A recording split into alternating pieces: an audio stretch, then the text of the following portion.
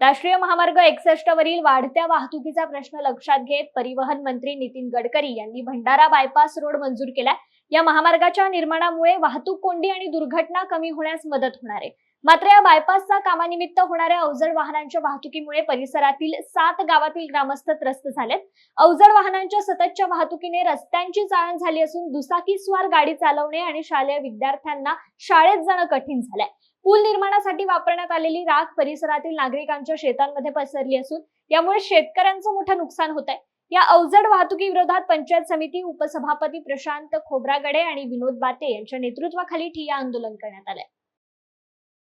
6-7 गावांमध्ये जिल्हा परिषदेचे रोड होते संपूर्ण या स्वामी समर्थ कंपनीच्या 16-20 टनाचे लोडेड ट्रक जातात, त्यामुळे ते पूर्णपणे फुटलेले आहेत। वास्तविकता अशी आहे की GR नुसार यांनी बायपासचे स्वतःचे काढायचे होते आणि त्या ठिकाणी स्वतःचे खडीकरण किंवा डांबरीकरण करून ते रोड यूज करायचे होते, पण यांनी जिल्हा परिषदचे रोड यूज केले। जे जिल्हा परिषद रोड एका गावांना वेढलेले आहेत, त्या ठिकाणून शेतकऱ्यांचे येणे जाणार राहते, मुलांचं शिक्षण मुलांचे येणे जाणार ते लक्ष असते ते रोड पूर्णपणे फुटलेले आहे आणि ते आता पावसाळा सुरू झाल्यामुळे त्या मुलांना येण्याचा त्रास होतो। आणि तसंच या गावाच्या शेतकऱ्यांच्या जमिनी या लोकांनी फुकटमध्ये वापरल्या आणि त्या ठिकाणी म्हणजे राखळ वापरली, ती राखळ पूर्ण शेतात गेलेली आहे त्यामुळे त्यांचं पीक नाही होणार 2 वर्षापासून। त्यामुळे हे आंदोलन 2-3दा नाही 4दा आंदोलन झालं आणि आता याच्यानंतर खूप मोठ्या प्रमाणात आंदोलन होणार आहे। या लोकांना 10 दिवसाची मुदत देण्यात आलेली आहे। या 10 दिवसामध्ये या लोकांनी जर संपूर्ण काम अटी शर्ती ज्या आहेत मानलेल्या नाहीत, यांनी कुठल्याही अटी शर्ती पाळत नाही, GRच्या नुसार वागत नाही आहेत आणि